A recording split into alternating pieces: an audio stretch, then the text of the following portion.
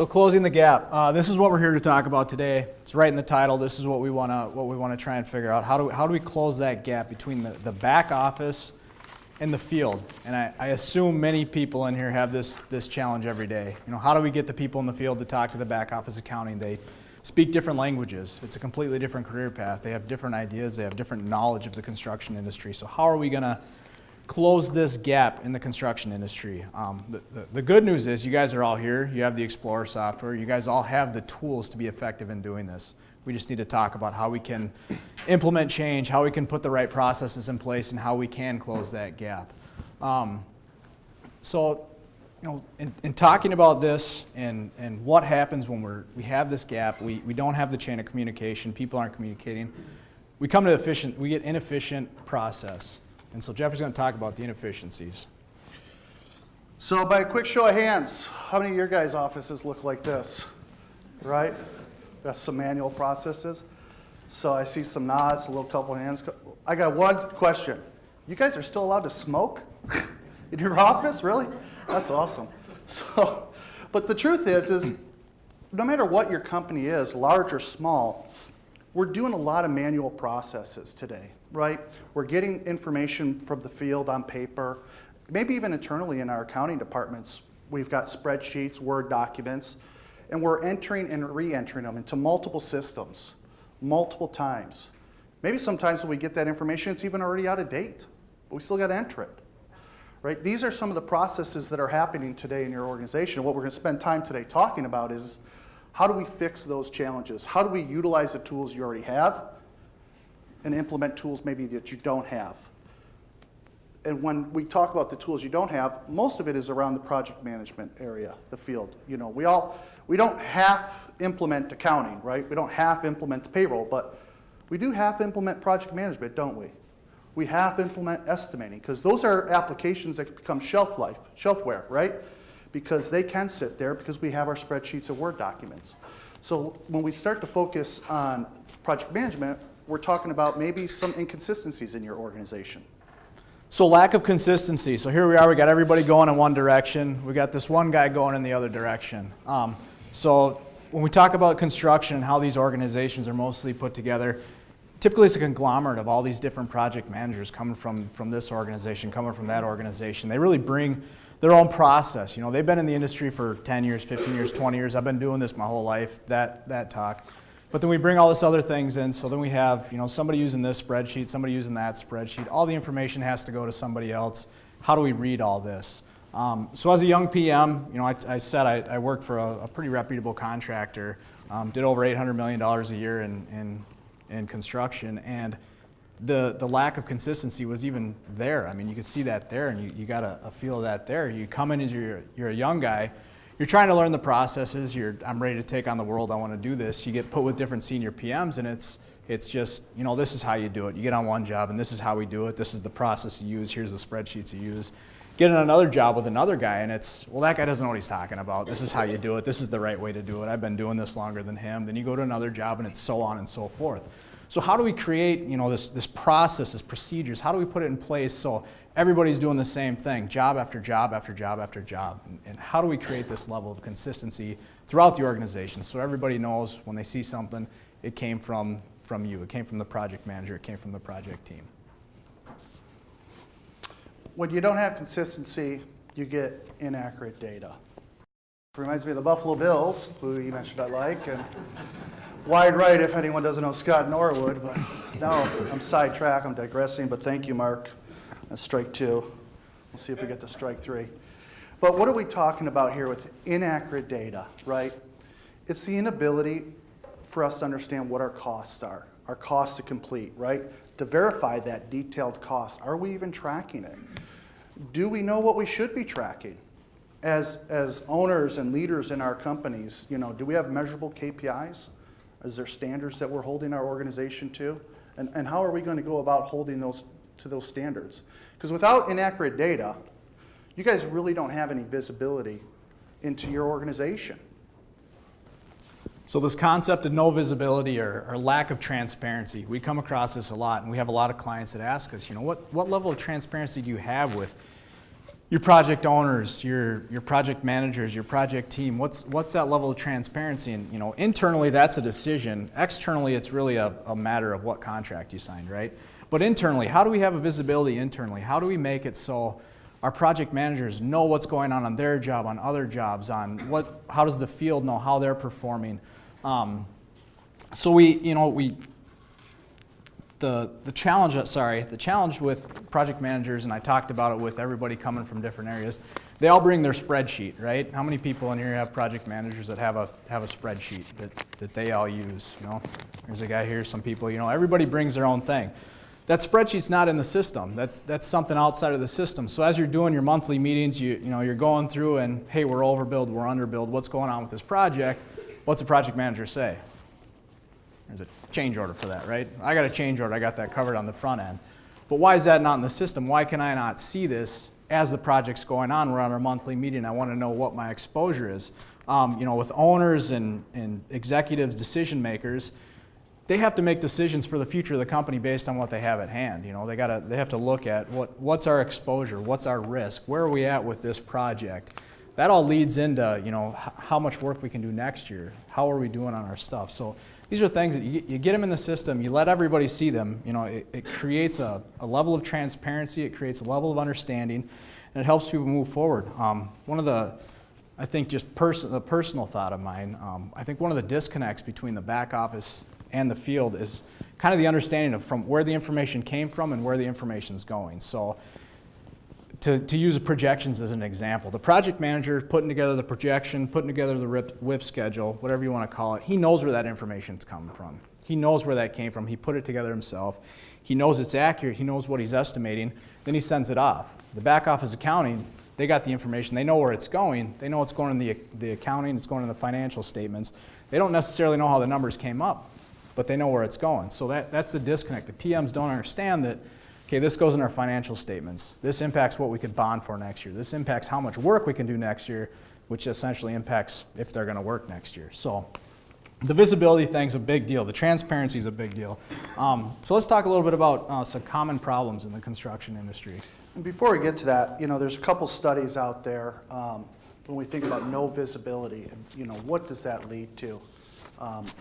Today in the market, according to Forrester Research, construction owners and CPAs or CFOs and controllers of construction companies have 12% of the available data to them when they're making decisions about their business. I mean, just think about this. Your business is your most valuable asset. And when you're making decisions, you only have 12% of the information you needed to make that educated decision. According to the Construction Institute here in North America, last year reported that 30% of the companies out there only finish their jobs within 10% of the planned cost and schedule. Again, these are the things that are happening with lack of visibility in the market. 70% of us out there are over 10% over budget or schedule. And the reality is we have very tight margins with high risks. We don't have people to throw at the problems anymore. So we have to understand, how do we communicate with the field? How do we close that gap? Well, part of it that's driving that technology adoption is millennials, right? And I'm not going to name any names, but there's millennials out there, and they're helping to push this. Absolutely. So, thanks for not calling me out like that. But yeah, we talked about how do we get interest? How do we garnish the interest for this industry? And how do we get these young individuals to come into play? So we actually have, I'm a millennial. Yes, sorry. It's unfortunate, but I am.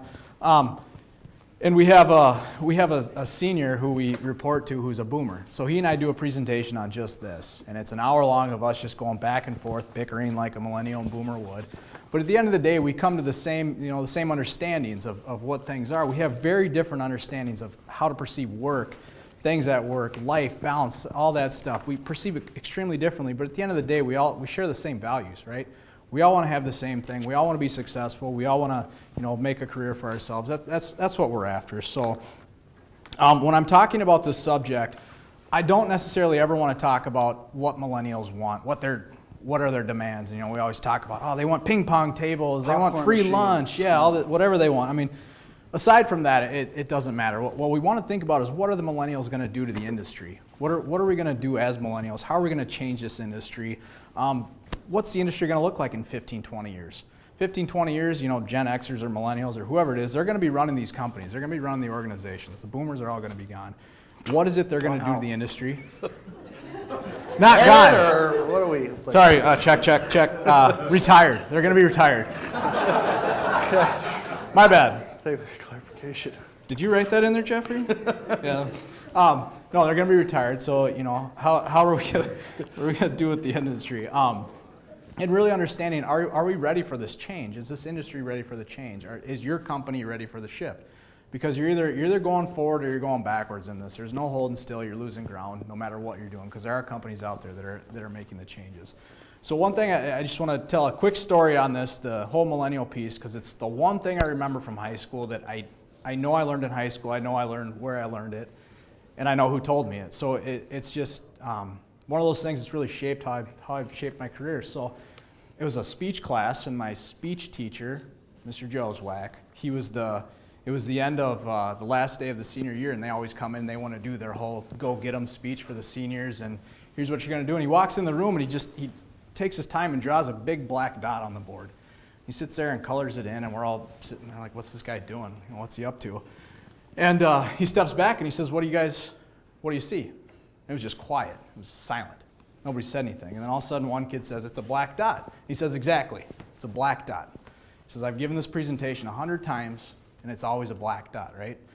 And then he goes on and he talks about, I've done this in kindergarten classes, and you can draw the dot and you can walk away and sit down, and the kids go nuts forever. You have to stop them. You have to say, all right, stop. That's enough. They answer everything. It's a rabbit hole, it's a snake hole, it's a bald eagle's pupil, it's all these things, just imagination going crazy.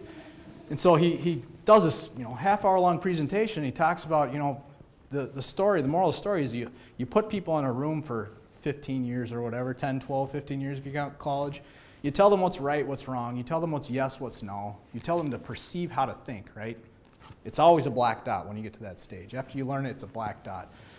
So the idea is, think outside. What else can the dot be? And this, to me, this means something in the construction industry, because it's kind of, we have these people that have been doing this for 20 years, 30 years. As a kid coming out of school, I've been doing this since you were born and all that. Yeah, okay, you got it. I know. I understand. But it's always the same. It's always the black dot. So we need to think, what else can it be? What can it be outside the dot? And this millennial generation is really coming out and saying, what else is this? Is this really a black dot? Is there another way to do it? There's one or two ways to pour concrete. There's a handful of ways to frame a house, but the process is to get there. That's where we can see the real efficiencies. The millennials are kind of that last generation that we grew up with technology evolving. So I had a CD Walkman. Back in the day, the anti-skip technology that was the largest false advertising campaign in the last 30 years, right? I mean, we had that, and you kind of jam it in your pocket. So I had to carry a boom box. Yeah. But we've seen it go from that to the iPod and the iPhone. And I remember the green screen computer in my parents' house, and now you got a computer in your pocket. So it's like, we've seen the changes. We know the opportunity is there to make the changes. So it's just a mindset that we need to utilize this technology. So it goes back to what I said earlier about how do we get young talent to want to come into this industry? How do we get them to show some interest? Show them that there's this technology out there, that we can utilize the technology. If you take a kid out of college and he spent 4 years learning about BIM and all these things, these great tools and whatnot, and you set them down at a table on a job site, give them a stack of plans and a yellow legal pad. I mean, who's going to want to jump into that industry? They can go work at Oracle and get a new computer and an iPad and a phone, all this stuff. So it's just how do we attract the talent? I guess that's what I want to say. And at the end of the day, we really need to understand that we have the same values and goals. We just have a very different approach to get there. So how do we make this industry look like something the next generation is going to want to come work for? Budget management. Jeffrey talked a little bit about the estimate. How does the estimate work? How do we take that estimate and how do we turn it into a budget? How many people in here have the Explorer software for estimating? Okay, so a few people in the back. How many people have some type of mapped process or mapped import from a spreadsheet that you guys have had for 10, 15 years that you bring into the Explorer? Just a couple more people. How many people manually enter that budget? There's a few brave souls. Thank you for your honesty. Appreciate that. But that, I mean, how big of a process is that? How much time does that take to manually enter that into the system? So again, we talk about utilization and people's the hours people are spending on things. How can we cut down on that? So for budget management, we want to effectively utilize our resources. Essentially with a project, we're given a bucket of money and told to build this building, right? It's just, here's all your money, build this building, this is what I want. So how do we utilize that to the best of our ability? So I discussed earlier the need for budget management in the visibility slide, and how we can do this to provide real-time project performance data. So this is telling people here's how the project's going. A month in, 2 months in, 3 months in, we're ahead, we're behind, our 4-foot wall forming is behind what's going on with the wall forming at 4 feet for concrete. A big thing I think is giving the field personnel visibility to let them know how they're doing. We have these guys that are out there, we're telling them we want you to build this and we want you to do it in this amount of time. Let's give them feedback, how they're doing. You guys are behind on this, here's why, here's where we're losing time. What's going on with this? Maybe there's an explanation. Maybe they ran into groundwater at a certain amount and it took them extra time to do the forming. Create accurate WIP schedules and projections. So the information you get out is only as good as the information you put in. Regardless of how you spin it, that's what it is. So putting the information in is crucial to get these accurate projections. And what happens at projection time as a project manager anyways? You take it out of the system, you put it into a spreadsheet somewhere, and as we talked about, if it's too complex, you got these foremen putting it everywhere, you got to manipulate it anyways and say, we're really not 4,000 hours over on this, they just put it all in here, so I got to allocate it other places. So how do we do that? How do we get it so everybody's putting it in the right spot at the right time? If you do all this and you're actively managing it with the change orders and knowing your exposure and risk, you're going to create these early warning systems. So you're going to know when things are going wrong. So just a note here, daily data flow allows optimization and course correction. Go ahead, Jeffrey. And Mark told us, those early warning systems, there is a new, I don't know, you call it an application or a module, Mark, or whatever, for those early warnings. It's a shock collar. So yeah, it's an Explorer shock collar for your PMs. They'll give them those early warnings. So he's working on that. So this time and actual, the idea of putting in time and actuals and create this data-driven environment, and Jeffrey talked about it earlier, these KPIs. Know what are your key performance indicators? What are these things? What are the early hits that we want to see? We want to know how this is doing, how this is doing, how this is doing. If you have it in the system, you can create these dashboards and things that'll allow you to see that at whenever you want. Capturing the best practices, Jeffrey talked about that too. Know who your best estimator is, know who your best foreman is, know who your best PM is. How are they doing things? Let's get everybody doing things that way. Let's get somebody to start talking about how we can do things differently. Utilizing the technology to capture work plans, timesheets, materials. How easy is that to have timesheets put in the system? Does anybody still do paper timesheets? I'm sure there's some. Yeah. There we go. That's right. So the paper timesheets, right? You got a foreman who's in the field doing the work. Then afterwards he goes and he writes everything down on the timesheet. Then that sits on somebody's desk for a while for approval. Then it goes in and somebody enters it in the system. How easy is it just to have it right in the system? There's stuff out there, they can do it on their phone at the end of the day. They can just get on, pick their guy, gives them what they want for cost codes. It only allows them to pick a certain amount, and boom, they're done. That's in the system. Somebody approves it. Everybody gets paid. How easy is that? I would say this is another area for an early win for companies to start adapting, technology with timesheets. It's an easy up and running, whether you're doing it through a web portal, an iPad or a phone or whatever the tool is. This is a quick way, once you've standardized cost codes, you put security in place so they can only enter the information that you're asking them, which, by the way, should be the correct information that your company measures its KPIs by. We worked with one client. Now, this is a large client. In fairness, it's a few $1 billion. They've got thousands of employees, but they were still doing paper timesheets, so don't feel bad, right? Thousands of employees. Guys driving back with their pickup trucks, half the timesheets blowing out the window, the other half under the truck seat with the Burger King bag.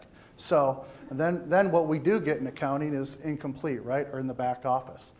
By simply applying a new time capture system and quantities and things like that you can do, they save 10 minutes. Again, that 10-minute mark doesn't sound like a lot, does it?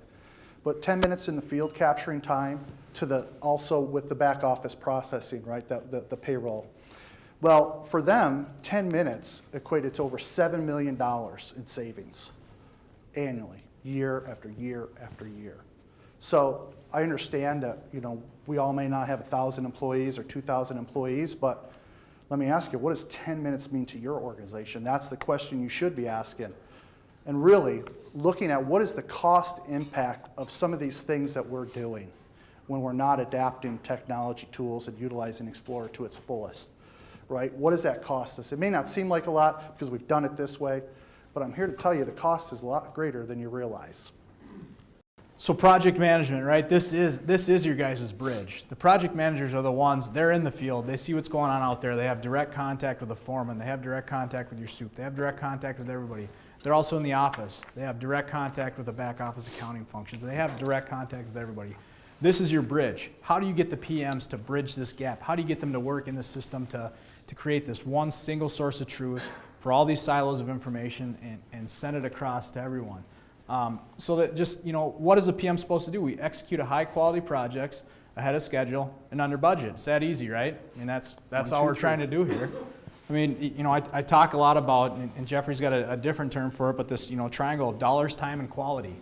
You can never have all three of them. You got to sacrifice one of them, but at the same time, you got to work with them. You got to find a happy medium of how much you want to spend, how long you want to wait for the project, and how much quality you want on this project.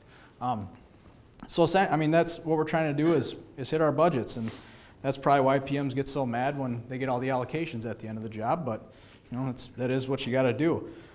So, you know, we want to tie together the scope, schedules, and actuals to create a single source of project truth. We've kind of been talking about that, the real-time active view of a project, provide project transparency, all these things we've always talked about. But for PMs, how great is it to have, you know, these dashboards that we can put together in the system where you can log in and it's going to tell you, hey, you've got RFI whatnot and whatnot outstanding. You've got these submittals that need to get submitted by the end of the week. Otherwise, you're not going to hit your schedule date because you put in, you know, 4 weeks of procurement time and a week of review time. All these things that the system can do if you just take the time on the front end to put the information in. So what I always like to say is, you know, maybe it takes an hour on the front end to program things, to get things right, but maybe it saves an hour every week for the life of the project for a project manager. So, you know, putting the time in, the work in on the front end is just, you know, kind of at the end of the day, it helps out everybody, I guess. And, you know, with the worker shortages that we've been talking about and the way the industry is going, what we're really trying to do is you create this efficient environment so you get these PMs, maybe 1 PM equals 2 PMs in the future, right? Maybe they can handle as much work as 2 PMs because you've created this efficient environment and they can be more efficient on what they do and they can get more done in a day and they can, you know, not spend so much time trying to bridge that gap, but the bridge is already there and they just send the information. So these are, you know, tie the back office to the job site is what we're trying to do with this.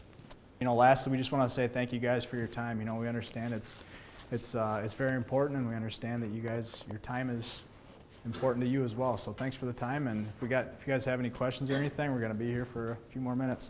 Thank you, everybody. Appreciate it.